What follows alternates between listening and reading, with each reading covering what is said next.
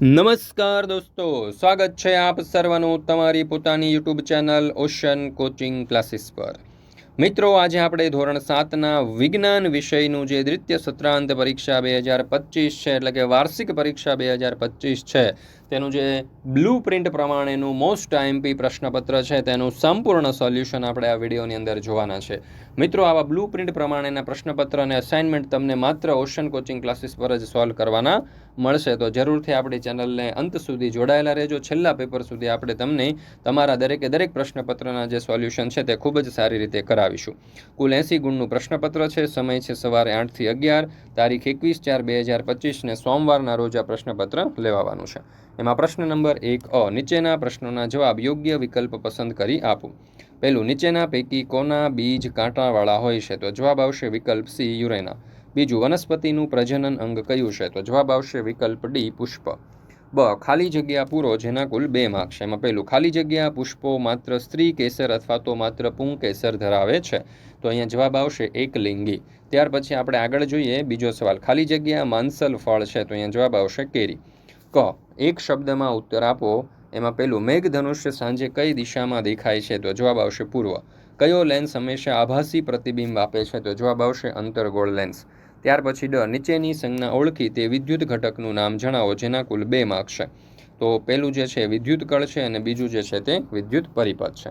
મિત્રો, તમારા માટે ખાસ એક મહત્વની સૂચના છે કે ધોરણ 3 થી 8ની જે દ્વિતીય સત્રાંત પરીક્ષા 2025 છે તેના માટે ખાસ ઉપયોગી એવા મોસ્ટ આઈએમપી બ્લુ પ્રિન્ટ પ્રમાણેના પ્રશ્નપત્ર અને અસાઇનમેન્ટ આપણી ચેનલ ઉપર મુકાઈ ચૂક્યા છે. અને અસાઇનમેન્ટ એટલા માટે ઉપયોગી છે કારણ કે તમારી સ્વાધ્યાયન પોથી, તમારી એકમ કસોટીઓ અને તમારા ગયા વર્ષના જૂના પ્રશ્નપત્રના આધારે આપણે મોસ્ટ આઈએમપી પ્રશ્નો વીણીને તૈયાર કરેલું છે. દરેક વાલીઓ, વિદ્યાર્થીઓ અને શિક્ષકોએ અવશ્ય એની પીડીએફ મેળવી અભ્યાસ કરી લેવો. પીડીએફ તમને મળી જશે તમારા વોટ્સઅપ પર, નંબર તમને અહીંયા આપેલો છે. અને બીજી એક ખાસિયત એ છે કે અસાઇનમેન્ટ અને પ્રશ્નપત્ર બંનેમાં તમને પ્રશ્નોની સાથે સાથે જવાબો પણ મળી જશે. એટલે તમારે બીજા કોઈ પણ ચોપડા કે પુસ્તકો ઉપર આધાર રાખવાની જરૂર નથી. તમે માત્ર અસાઇનમેન્ટનો અભ્યાસ કરી લેશો એટલે તમે પરીક્ષાની દ્વિતીય સત્રાંત પરીક્ષાની વાર્ષિક પરીક્ષાની સારામાં સારી તૈયારી કરી શકશો. તો જરૂરથી આ પીડીએફ મેળવી તેનો અભ્યાસ કરી લેવો. પરીક્ષા માટે ખૂબ જ ઉપયોગી થશે. પ્રશ્ન નંબર 2 તફાવત આપો. દરેકના 2 ગુણ છે જેના કુલ 4 માર્ક છે. એમાં વાસ્તવિક પ્રતિબિંબ અને આભાસી પ્રતિબિંબ. તો વાસ્તવિક પ્રતિબિંબ જોઈએ તો આ પ્રતિબિંબ પડદા ઉપર ઝીલી શકાય છે અને આભાસી પ્રતિબિંબમાં જોઈએ તો આ પ્રતિબિંબ પડદા પર ઝીલી શકાતું નથી. આ પ્રતિબિંબ હંમેશા ઉલટું હોય છે જ્યારે આ પ્રતિબિંબ હંમેશા ચત્તું હોય છે. ત્યાર પછી છે બહિર્ગોળ લેન્સ અને અંતર્ગોળ લેન્સ. તો બહિર્ગોળ લેન્સમાં જોઈએ તો તેનો કિનારીવાળો ભાગ કરતાં વચ્ચેનો ભાગ જાડો હોય છે. અંતર્ગોળ લેન્સ જોઈએ તો તેનો કિનારીવાળા ભાગ કરતાં વચ્ચેનો ભાગ પાતળો હોય છે. તેના વડે વસ્તુનું મોટું પ્રતિબિંબ મેળવી શકાય છે જ્યારે તેના વડે વસ્તુનું મોટું પ્રતિબિંબ મેળવી શકાતું નથી. ત્યાર પછી છે પ્રશ્ન નંબર 2 યોગ્ય જોડકા જોડો જેના કુલ 4 માર્ક છે. એમાં છે ઇસ્ત્રી, તો એને આપણે જોડીશું વિદ્યુત પ્રવાહની ઉષ્મીય અસર. ઇલેક્ટ્રિક બેલ, તો એને આપણે જોડીશું વિદ્યુત પ્રવાહની ચુંબકીય અસર. ત્યાર પછી બીજું છે વિદ્યુત ફ્યુઝ, તો એને જોડીશું વિદ્યુત પ્રવાહની ઉષ્મીય અસર અને બેટરીને જોડીશું વિદ્યુત બલ્બ સાથે. ચાલો, ત્યાર પછી આપણે આગળ જોઈએ પ્રશ્ન નંબર 3, સૂચના મુજબ વર્ગીકરણ કરો જેના કુલ 8 માર્ક છે. તો જો નીચેના ગુણધર્મોને લિંગી પ્રજનન અને અલિંગી પ્રજનનમાં વર્ગીકૃત કરો. ચાલો, તો લિંગી પ્રજનનમાં શું આવશે? તો કે આ પ્રકારના પ્રજનનમાં બીજમાંથી નવો છોડ ઉત્પન્ન થાય છે. અને અલિંગી પ્રજનન, તો બટેટામાં આ પ્રકારનું પ્રજનન જોવા મળે છે અને આ પ્રકારના પ્રજનનમાં બીજ વગર નવો છોડ ઉત્પન્ન થાય છે. ત્યાર પછી છે બીજું, નીચેના ગુણધર્મોને અંતર્ગોળ લેન્સ અને બહિર્ગોળ લેન્સમાં વર્ગીકૃત કરો. 3 મુદ્દાઓ આપણને આપ્યા છે. તો અંતર્ગોળ લેન્સમાં શું આવશે? તો કે આ લેન્સ વચ્ચેથી પાતળો અને છેડેથી જાડો હોય છે. જ્યારે બહિર્ગોળ લેન્સ, તો કે આ લેન્સનો ઉપયોગ કરી કાગળ સળગાવી શકાય છે અને આ લેન્સ વડે હંમેશા આભાસી પ્રતિબિંબ મળે છે. ત્યાર પછી છે પ્રશ્ન નંબર 4, નીચેના પ્રશ્નોના ટૂંકમાં જવાબ આપો ગમે તે 3 જેના કુલ 6 માર્ક છે. પહેલું, ખાદ્ય તેલોને ગટરમાં ન નાખવા જોઈએ, કારણ આપો. તો તેલ અને ચરબીયુક્ત પદાર્થોને ગટરમાં નાખવામાં આવે તો તે ચિકાશવાળા હોવાથી પાઇપમાં જામી જાય છે. વળી તેની સાથે માટી કે કચરો પણ જામી જાય છે. આથી ગટરમાં પાણી વહેવામાં રૂકાવટ પેદા કરે છે અને પરિણામે ગટરો બ્લોક થઈ જાય છે. પરિણામે ગટરોમાંથી ગંદુ પાણી ઉભરાય છે. આથી તેલ અને ચરબીયુક્ત પદાર્થો ગટરમાં છોડવા જોઈએ નહીં. ત્યાર પછી બીજો સવાલ, સુએજમાં શાનો સમાવેશ થાય છે? તો સુએજમાં ઘરો, ઉદ્યોગો, હોસ્પિટલો, કાર્યાલયો અને બીજી અનેક જગ્યાએથી મુક્ત થતું પ્રદૂષિત પાણી છે. જે સુએજ એ પ્રવાહી કચરો છે.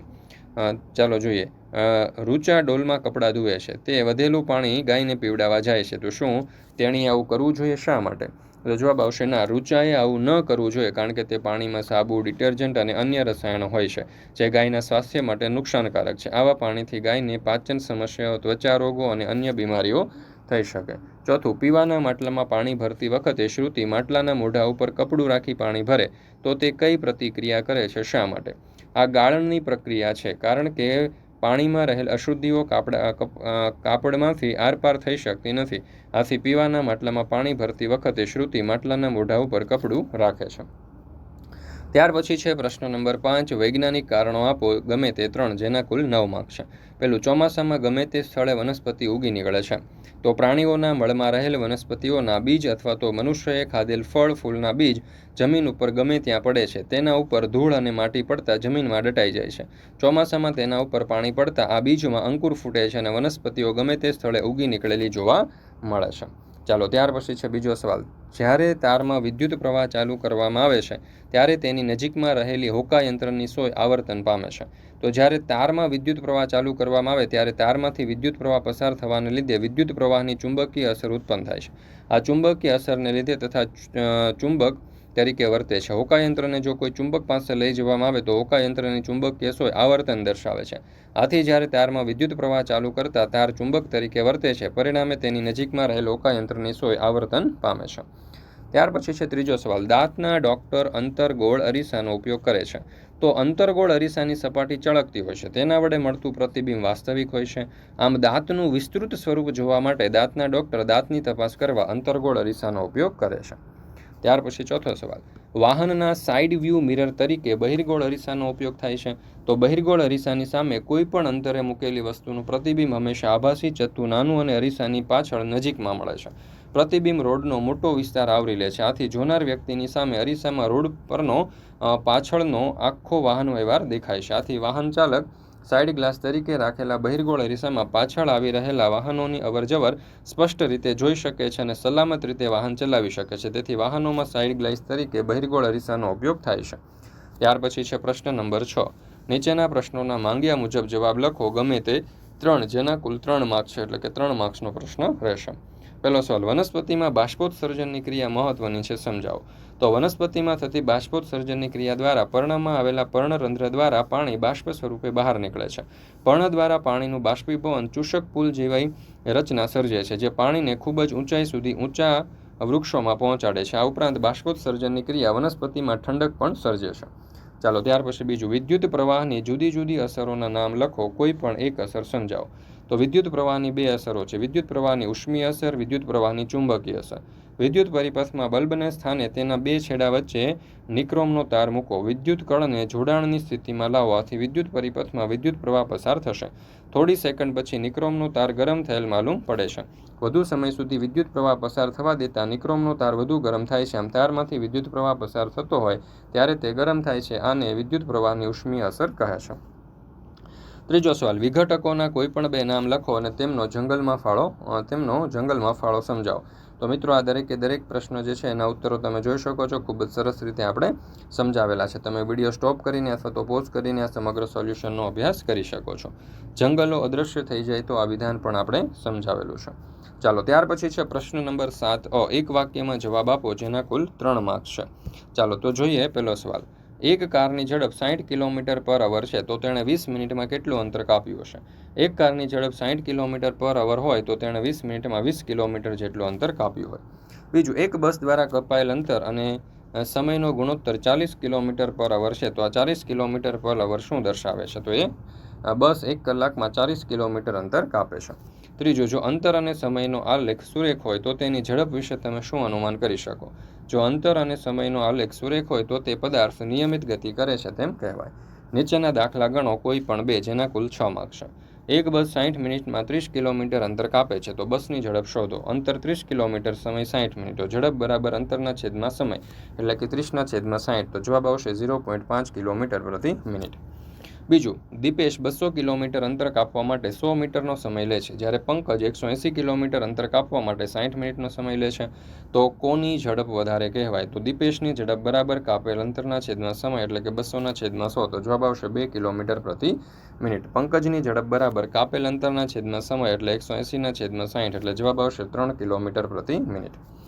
ત્યાર પછી ત્રીજું, વડોદરા અને રાજકોટ બસ સ્ટેશન વચ્ચેનું અંતર 280 કિલોમીટર છે. બસને આ અંતર કાપવા માટે 4 કલાકનો સમય લાગે છે. તો બસની ઝડપ શોધો. બસની ઝડપ બરાબર કાપેલું અંતરના છેદમાં સમય એટલે 280 છેદમાં 4. તો જવાબ આવશે 70 કિલોમીટર પ્રતિ કલાક. પ્રશ્ન નંબર 8, નીચેની આકૃતિ દોરી નામ નિર્દેશન કરો જેના કુલ 8 માર્ક્સ. એમાં પહેલું, ફૂગમાં બીજાણુ સર્જન દ્વારા પ્રજનન. તો અહીંયા તમે જોઈ શકો છો કે કવળ જાતિ, બીજાણુધાણી, બીજાણુ વગેરે આપણને આપેલા છે. સ્ત્રીકેશન, પ્રજનન અંગ, તો એ પણ અહીંયા આપણે આકૃતિની અંદર દર્શાવ્યું છે. ત્યાર પછી છે પ્રશ્ન નંબર 9, નીચેના પ્રયોગનું આકૃતિ દોરી વર્ણન કરો. 3માંથી ગમે તે 2, જેના કુલ 8 માર્ક્સ એટલે કે 4 માર્ક્સનો એક પ્રશ્ન છે. જો અહીંયા કહ્યું છે કે વિદ્યુત તારમાંથી વિદ્યુત પ્રવાહ પસાર થાય છે ત્યારે તાર ચુંબક તરીકે વર્તે છે તે સાબિત કરતો પ્રયોગ વર્ણવો. તો અહીંયા તમે જોઈ શકો છો સમગ્ર પ્રયોગ જે છે તે આપણે આકૃતિ સહિત દર્શાવેલો છે. મિત્રો, અહીંયા લેવામાં આવેલા દરેક પ્રશ્નો જે છે ને તે મોસ્ટ આઈએમપી પ્રશ્નો છે. તો જરૂરથી દરેક પ્રશ્નોનો ધ્યાનપૂર્વક અભ્યાસ કરી લેજો. અને આ જે વિડીયો છે તે પોઝ કરીને અથવા તો સ્ટોપ કરીને પણ તમે આ સમગ્ર સોલ્યુશન જે છે તેનો અભ્યાસ કરી શકો છો, અથવા તો શક્ય હોય તો આ પ્રશ્નપત્રની PDF મેળવી અને તેનો અભ્યાસ કરજો. પરીક્ષાની તૈયારી તમે ખૂબ જ સારામાં સારી રીતે કરી શકશો. બીજું, વિદ્યુત ચુંબક બનાવવાની પ્રવૃત્તિ સમજાવો. તો અહીંયા તમે જોઈ શકો છો કે વિદ્યુત ચુંબક બનાવવાની જે પ્રવૃત્તિ છે એ પણ આપણે અહીંયા ખૂબ જ સરસ રીતે દર્શાવેલી છે. તમે વિડીયો સ્ટોપ કરી અને પોઝ કરી પણ જોઈ શકો છો. ત્યાર પછી છે ત્રીજો સવાલ, બેટરીની રચના માટે વિદ્યુત કોષોનું જોડાણ આકૃતિ દોરી સમજાવો. ચાલો, તો બેટરીની રચના માટે વિદ્યુત કોષોનું જોડાણ અહીંયા આપણે આકૃતિ દોરી અને સરસ રીતે દર્શાવેલું છે. ત્યાર પછી છે પ્રશ્ન નંબર 10, નીચેના પ્રશ્નોના વિસ્તૃતમાં જવાબ આપો ગમે તે એક, જેના કુલ 4 માર્ક્સ છે. પહેલું, સાદું સ્ટેથોસ્કોપ બનાવવું અને તેની મદદથી હૃદયના ધબકારા 64 અને નાડી દર માપવા. તો સાધન સામગ્રી આપણે જોઈએ તો 6-7 સેન્ટીમીટર વ્યાસ ધરાવતી ગળણી અને રબરની ટ્યુબ અહીંયા આપેલી છે. પદ્ધતિ, 6-7 સેન્ટીમીટરનો વ્યાસ ધરાવતી એક ગળણી લો, તેની ઉપર રબરની ટ્યુબ ચુસ્તપણે લગાવો, રબરને ખેંચીને ગળણીના મોં ઉપર લાવો અને ચુસ્તપણે રબરથી બાંધો. ટ્યુબનો એક ખુલ્લો છેડો કાન આગળ રાખો અને ગળણીનો પહોળો ભાગ હૃદય નજીક છાતી ઉપર રાખો અને ધ્યાનથી સાંભળો. 1 મિનિટમાં થતા હૃદયના ધબકારા માપો. 4 થી 5 મિનિટ સુધી દોડો અને પછી 1 મિનિટમાં થતા હૃદયના ધબકારા માપો, નાડી દર પણ માપો. તમારા સહપાઠીના પણ આ જ રીતે હૃદયના ધબકારા અને નાડી દર માપો. તમારા અવલોકનો કોષ્ટકની અંદર નોંધો. તો અહીંયા તમે જોઈ શકો છો આરામદાયક સ્થિતિ, દોડ્યા પછીની સ્થિતિનું સમગ્ર જે છે આપણે નામ અહીંયા દર્શાવેલું છે. ત્યાર પછી બીજું, થર્મોમીટરની મદદથી તાપમાનનું માપન કરવા માટે કઈ બાબતોની કાળજી કરવી જોઈએ. તો ક્લિનિકલ થર્મોમીટરનો ઉપયોગ કરતી વખતે નીચેની બાબતો ધ્યાનમાં રાખવી જોઈએ. થર્મોમીટરને જંતુનાશક પ્રવાહી વડે બરાબર સાફ કરવું. થર્મોમીટરમાં મર્ક્યુરીવાળા ભાગના વિરુદ્ધ છેડા પરથી પકડીને હળવેકથી થોડાક ઝાટકા મારવા, જેથી થર્મોમીટરની સાંકડી નળીમાં રહેલ મર્ક્યુરી 35°C ના આંખથી નીચે ઉતરી જાય. થર્મોમીટરને તેના મર્ક્યુરીવાળા ભાગ આગળથી પકડવું નહીં, વગેરે જેવી આપણે કાળજી રાખવી જોઈએ. ત્યાર પછી છે પ્રશ્ન નંબર 11, આલેખ આપી આલેખના આધારે 3 ટૂંકા પ્રશ્નોના જવાબ આપો, જેના કુલ 3 માર્ક્સ છે. તો સુરતથી અમદાવાદની મુસાફરી કરી છે તે દરમિયાન 1 કલાકની સરેરાશ ઝડપ કોષ્ટકમાં આપણને આપેલી છે. બરાબર છે, કલાક અને સરેરાશ ઝડપ તમે જોઈ શકો છો. અહીં આલેખ પણ આપણે દોરેલો છે. બરાબર, તો એના ઉપરથી આપણે કેટલાક પ્રશ્નોના ઉત્તર આપવાના છે. પહેલો સવાલ, ટ્રેન સૌથી વધુ અંતર કયા સમયગાળા દરમિયાન કાપશે. તો કે 2 અને 3 કલાક દરમિયાન. ટ્રેને 4 કલાકની મુસાફરી પૂર્ણ કરી હશે ત્યારે તેણે કુલ કેટલું અંતર કાપ્યું હશે. તો 190 કિલોમીટર. સુરતથી અમદાવાદ વચ્ચેનું અંદાજિત અંતર કેટલું હશે. તો કે 240 કિલોમીટર. ટ્રેન સૌથી ઓછું અંતર કયા સમયગાળા દરમિયાન કાપશે. તો કે 0 થી 1 અને 3 થી 4 કલાક દરમિયાન. મિત્રો, આપણી વૈદિક ગણિત અને સ્પોકન ઇંગ્લિશના મોસ્ટ આઈએમપી આપણે જે ઓનલાઈન કોર્સ છે ને તે લોન્ચ કરેલા છે. આ બંને કોર્સ જે છે ને તમે ઘરે બેઠા કરી શકો છો. માત્ર તમારે આપણી એપ્લિકેશન જે છે ઓશન કોચિંગ ક્લાસીસ એ ડાઉનલોડ કરવાની છે. આ બંને કોર્સ તમારે જો કરવા હોય ને તો માત્ર 100 રૂપિયા ફી છે વૈદિક ગણિતની, અને સ્પોકન ઇંગ્લિશની ફી માત્ર 1499 રૂપિયા છે. આ વૈદિક ગણિતનો જે કોર્સ છે ને એ તમારું ગણિતને એકદમ સ્ટ્રોંગ અને એકદમ પાવરફુલ બનાવશે. તમારું જે ગણિત છે એની જે ગાણિતિક ક્રિયાઓ છે, જેમ કે સરવાળા, બાદબાકી, ગુણાકાર, ભાગાકાર, વર્ગ, વર્ગમૂળ, ઘન, ઘનમૂળ, તમે પેન અને પેપરના ઉપયોગ વગર ગણતરીની સેકન્ડની અંદર કરી શકશો અને તમારું ગણિત જે છે તમે રમતા આસાનીથી સોલ્વ કરી શકશો. તો આવો પાવરફુલ આપણે આ કોર્સ તૈયાર કરેલો છે. માત્ર 100 રૂપિયા ફી છે. વેકેશનની અંદર તમે કરી શકો છો, તો જરૂરથી કરી લેજો. તમને ખૂબ જ ઉપયોગી થશે આગળના ધોરણોમાં ગણિત વિષયની અંદર. અને તમારે અંગ્રેજી કડકડાટ બોલતા શીખવું છે, અંગ્રેજી ઉપર પકડ મજબૂત કરવી છે, અંગ્રેજીના ગ્રામરમાં તમારે જોરદાર બનવું છે, તો જરૂરથી આ સ્પોકન ઇંગ્લિશનો પણ કોર્સ કરી લેજો. લિંક તમને નીચે ડિસ્ક્રિપ્શન બોક્સમાં મળી જશે. વધારે માહિતી માટે તમને કોન્ટેક્ટ નંબર આપેલો આપેલો છે. ફરી પાછા દોસ્તો આપણે મળવાના છીએ આજે રાત્રે લાઈવ લેક્ચરની અંદર. તો જોડાઈ જજો આજે રાત્રે આપણા લાઈવ લેક્ચરની અંદર. ત્યાં આપણે હજુ એક નવું મોસ્ટ આઈએમપી પ્રશ્નપત્ર જે છે તેનું સંપૂર્ણ સોલ્યુશન જોવાના છીએ.